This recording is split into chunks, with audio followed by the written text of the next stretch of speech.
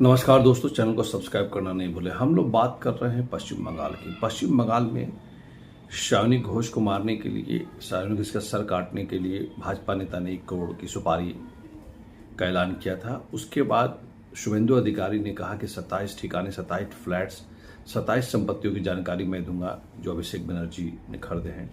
उसके बाद शावनी घोष ने भी कितनी संपत्तियां बनाई है वो भी उन्होंने डिटेल्स दिया मीडिया के सामने, और सारे फर्जी निकले। तो इस तरह से भाजपा की राजनीति को आप समझ सकते हैं कि ये भाजपा जो है फर्जी तरीके से ही, ट्रोल राजनीति के द्वारा ही, फर्जी व्हाट्सएप यूनिवर्सिटी के द्वारा ही भारतीय जनता पार्टी देश पर कब्जा जमाती है।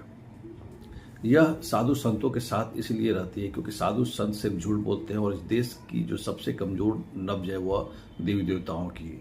क्योंकि भारत हजारों साल से गुलामी की जंजीरों में बंधा रहा, और यहाँ के लोग गुलामी मानसिकता के हो चुके हैं।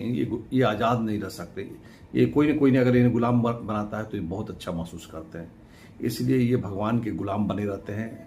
इस देश में 33 करोड़ से ज़्यादा देवी देवता है। किसी को पता, 100 से नाम अगर ज़्यादा पूछेंगे तो बता नहीं पाएगा कोई, लेकिन 33 करोड़ देवी देवता है जो साधु संत कहते हैं। साधु संतों ने इतना संख्या दे दिया कि तुम गिनते रह जाओ।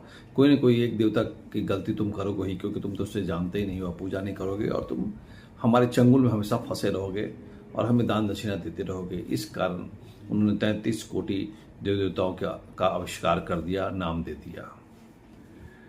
उसके बाद देश में भारतीय जनता पार्टी चुनाव के दौरान मंदिर बनाने का ऐलान करती है। जैसे योगी आदित्यनाथ ने उत्तर प्रदेश के विधानसभा में कहा है कि समाजवादी पार्टी भी सनातन की ओर आ रही है, सनातन इटावा में मंदिर बना रही है, सनातन की तरफ ढल रही है। अरे योगी जी, सनातन हिंदू आपने नहीं बनाए, आपने भारत के 143 करोड़ लोगों को जन्म नहीं दिया, इसलिए आप लोग, और ना आपकी भारतीय जनता पार्टी दी है, इसीलिए 1980 की पार्टी है, इसीलिए कुछ ज़्यादा बोलने से बचिए। आप जब भी बोलते हैं कुछ गलत ही बोलते हैं, इसीलिए आप बोलना बंद कर दीजिए। आप संत महात्मा हैं, सही तरीके से बोलिए।